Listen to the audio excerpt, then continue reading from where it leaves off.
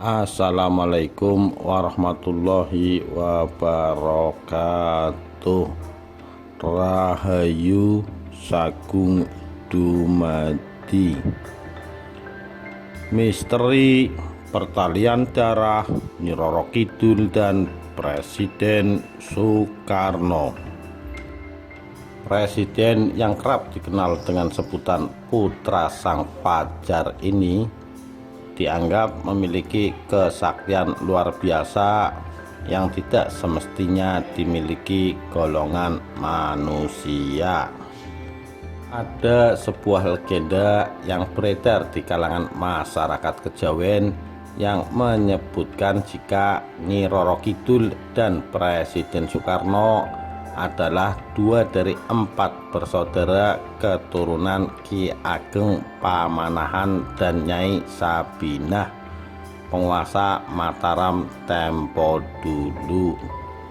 Seperti diketahui bahwa Ki Ageng Pamanahan adalah seorang sakti mandraguna yang membangun kerajaan Mataram baru dari bekas puing-puing kerajaan Demak yang runtuh dan mengalami perpecahan akibat perebutan tahta.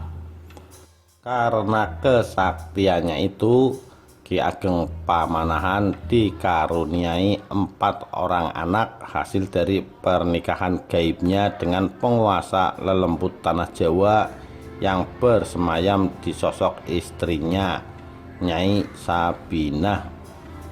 Keempat anak tersebut bukan hanya berwujud jin, melainkan juga dapat mengubah dirinya menjadi sosok manusia dan memiliki usia hidup yang sangat panjang, hanya mati jika kiamat sudah tiba.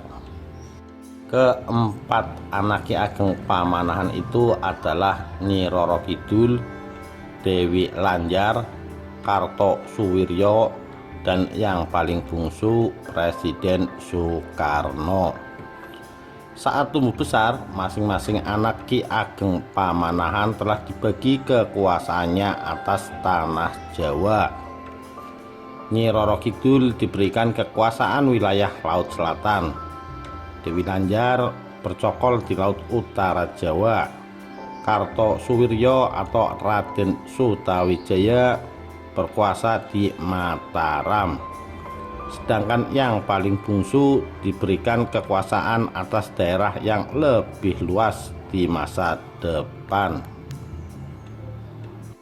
Antara semua saudara itu awalnya terjalin hubungan yang harmonis.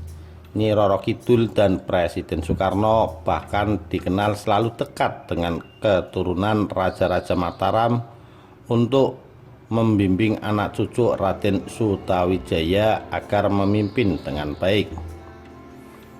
Begitupun dengan Dewi Lanjar yang selalu berkomunikasi layaknya saudara pada umumnya.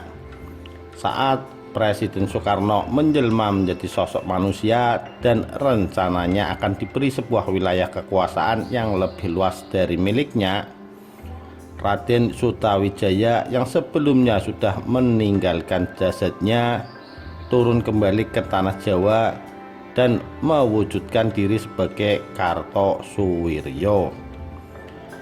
Ia tidak terima jika adik bungsunya itu justru diberikan kekuasaan yang lebih luas darinya. Saat Presiden Soekarno memimpin republik ini, Kartosuwiryo berusaha untuk merebut tampuk kekuasaan dengan melakukan serangkaian pemberontakan. Melalui DI-TII yang dibangunnya, ia melakukan propaganda untuk menjatuhkan Presiden Soekarno, adiknya. Menyadari hal itu, Nyi Roro Kidul sebagai kakak tertua kemudian memberikan pertolongan pada Presiden Soekarno.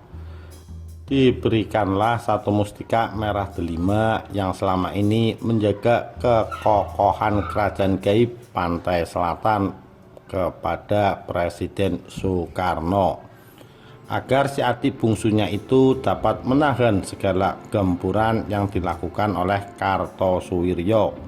Singkat cerita, karena mustika itu, pemberontakan Kartosuwiryo dapat ditumpas. akhirnya dapat ditumpas. Kartosoewirjo atau Raden Sutawijaya kembali mangkat ke alam gaib sembari berusaha mengikhlaskan adiknya memimpin republik ini. Merah delima Presiden Soekarno pun kemudian diambil kembali oleh Nyi Roro Kidul, dan seketika itu kekuasaan Presiden Soekarno atas Indonesia mulai kembali dirongrong oleh kekuatan lain, hingga akhirnya beliau jatuh dan berpulang. Nah, itulah hubungan antara Nyi Roro Kidul dan Presiden Soekarno menurut legenda yang beredar di masyarakat kejawen. Banyak orang percaya jika Presiden Soekarno hingga kini sebetulnya masih hidup. Ia akan kembali mengambil kekuasaan atas negeri yang dititipkannya ini suatu saat nanti. Wallahu a'lam bishawab. Demikian, terima kasih.